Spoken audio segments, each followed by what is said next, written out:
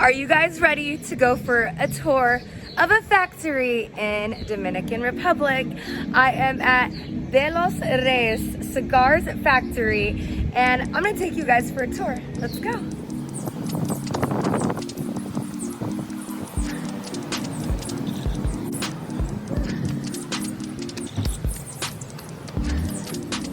Well, this is a cracked open bale where it comes from our storage. So this has been sitting there 2 years, 3 years. And of course the tobacco is pressed, and that's the way it's kept. So the first thing you need to do is actually separate leaf by leaf. See what's good, what's not good, depending on the quality of tobacco. When you get a plant of tobacco, I mean, every leaf has a vocation to become a wrapper, but they hardly do. So basically it's divided in two kinds of tobacco, the secos and the ligeros. That's basically the division in a plant. What happens is that Mother Nature doesn't decide this is ligero and this is seco. So right in the middle here, you have something that's called viso or medio tiempo. That's what it gets here. You have the corona, and here you have what you call the volado. This we don't really use in the Dominican Republic. It's often called as well barrizuelo because it gets we leave it to the floor. Most of the Cuban seed tobacco is just cracked and left to go back to the soil. Because this was developed, those are the first leaves, of course, and then you get the other. This was developed when there was no radicular system. So it doesn't have the strength of the soil within the plant. As soon as other leaves start to come, the radicular system, which in a matter of weeks grows 300% of its volume, sucks all the minerals from the floor, and then you get stronger leaves, better leaves, and then you have the interaction with the sun, who makes leaves who are more potent, more oily, that we know as ligeros on the top. And of course the corona is super strong, but they are so rich that they normally don't burn really well, and when the plant gets frustrated, most of the corona is thrown away with the flowers. So what is he doing here? What he does is the recipes. So of course you won't see them. But that's what he does. I call him the cook because he applies the recipe. He knows that for the recipes they're doing, he's preparing a bag like this. A bag like this contains material for 50 cigars. It's the first phase of the control in effect. Because if you have too much material after you're done or not enough, well, there is something wrong. You know, if you have too many bolts after you close the engine of your car, there is something wrong. So here, what he does is he takes the leaves, this is done by weight, and puts them in the bag at 90 degrees, because there's nothing that looks more from another tobacco leaf to another, I mean, you cannot tell the difference once they're at the end of the bag. But the guy at the table will put them where he needs them to be. The stems, look at the stems. Here, this is where you take the stems, okay? Those machines you see like old and whatever, this is the machines you find in every factory. Nobody has made a modern CNC about it. This is how it works. Here is a pair of the tobacco has holes or spots, it's not a problem. The problem is to take out the stems. Okay. And immediately it will create the left part of the leaf and the right part of the leaf. That's important because it stays like that, it remains like that in the process. That's one of the tables. That the boyos they get are right-handed or left-handed, so they don't have to change everything around. They're working all the right-handed and all the left. So this is the binder. This is wrapper. Oh, these are wrappers. Okay. But it could be binder. Okay. Binder being another wrapper. This is how they cut.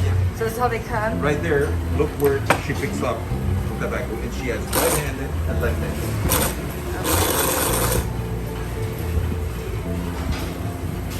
And it took out the stems. Those are the stems on the ground. Yeah. And then here, she puts it in. and that's organized here. So this is where they take out the stems This is by a hand. traditional way Okay. to turn it around. Normally I say you want to try that, and then I give you a leaf and you break it. Can I do that? Yeah. Aquí, ¿lo jalo? Ajá, así.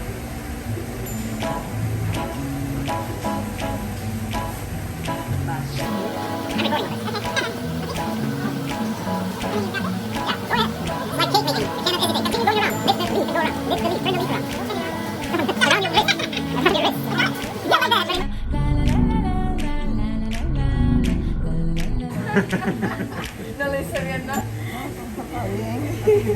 A ver, ¿que lo tiro al piso? Okay. So otra. Lo agarro de aquí.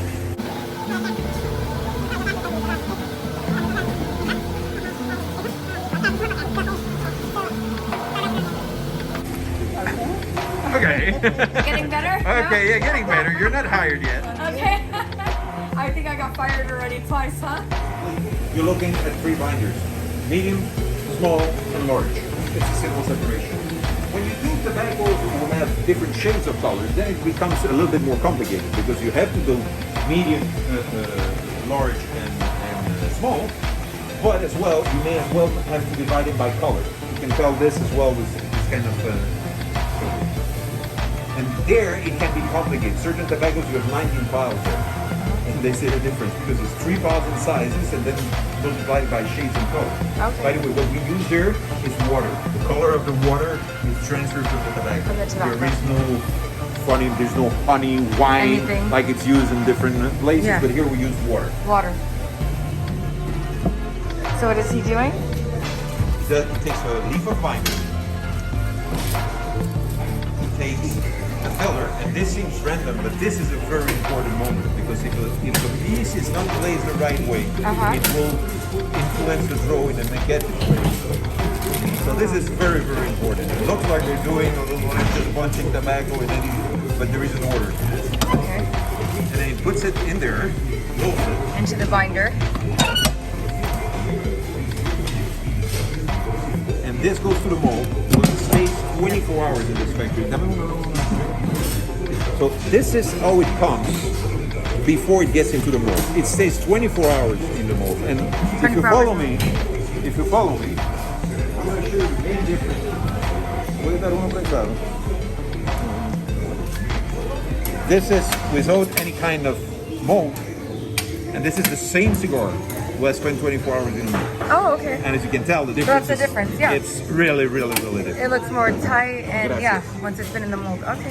So what we do, I mean, during those 24 hours, not only we have to turn the cigar around for it not to have the lines of the mold, but we take the opportunity to go and put them into the drawing machine as a test. Okay. From good stables, every cigar they do will go through a drawing machine before it gets the wrapper, the next stage. Because the wrapper is applied the next stage. In those 24 hours, the cigars are taken, the mold is taken from there because we have from one day to another. So at a certain moment of the day, they're brought here, and then we check the draw of them.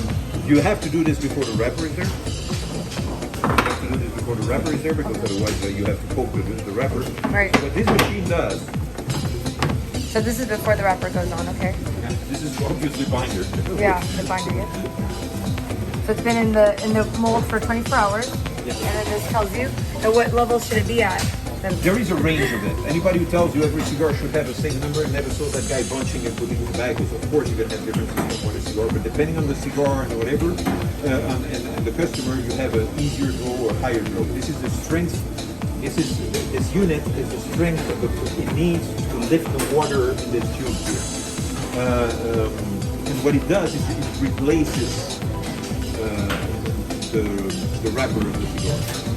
Inside you have a rubber. Normally I make you put your hand, your finger in there. Can I put my Put your finger in there. so I can feel it? Put it in the other way again. So what does it do? Oh! This is the... I Okay, didn't so know what that's to what he expect. does. He replaces the wrapper and then we can evaluate it.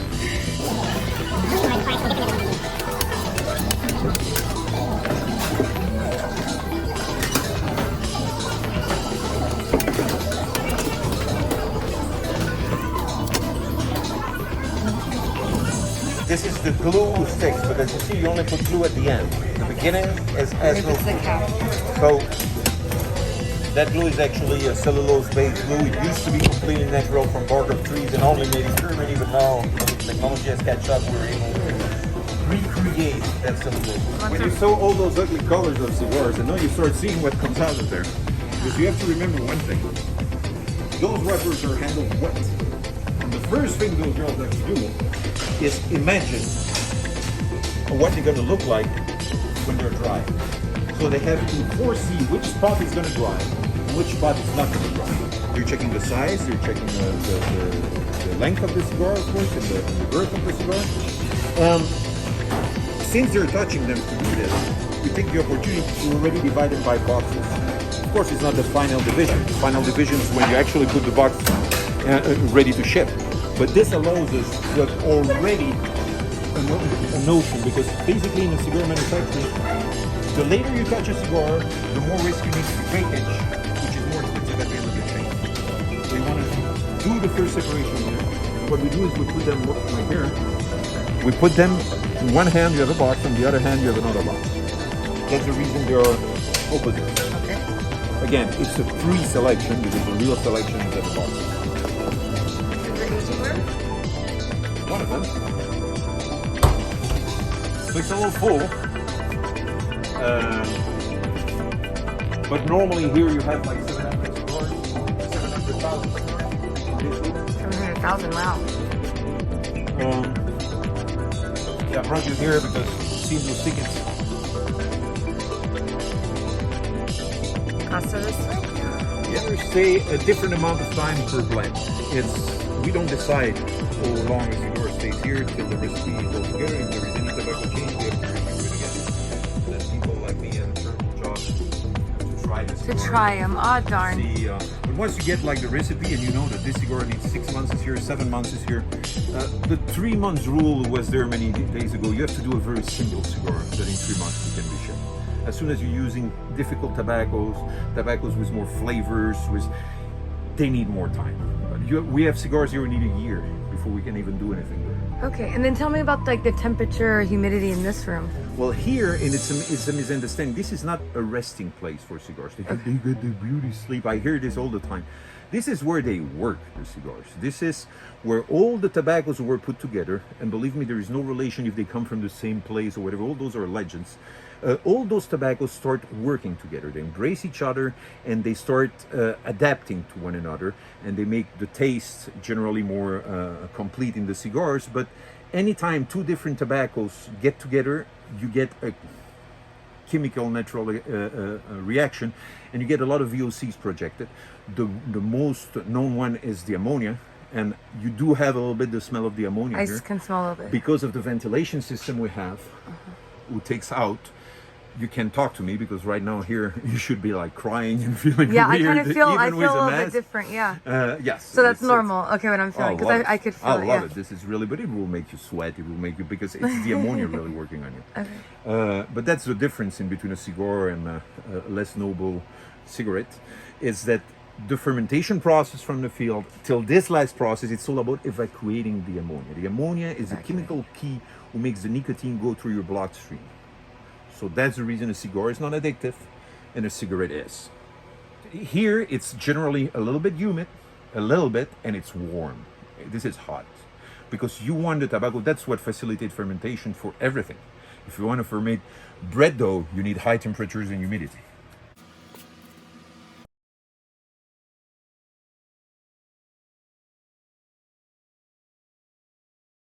Important to notice that cellophane are not plastics. It's cellophane. It will actually go away. It's a bit biofilm. It breathes a little bit, and it gets completely. It's not there polluting our ocean for 1,000 years.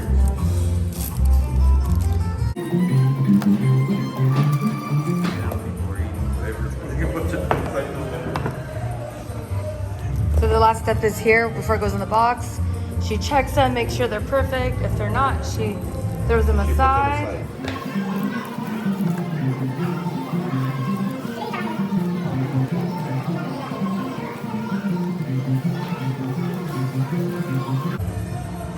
And go inside it.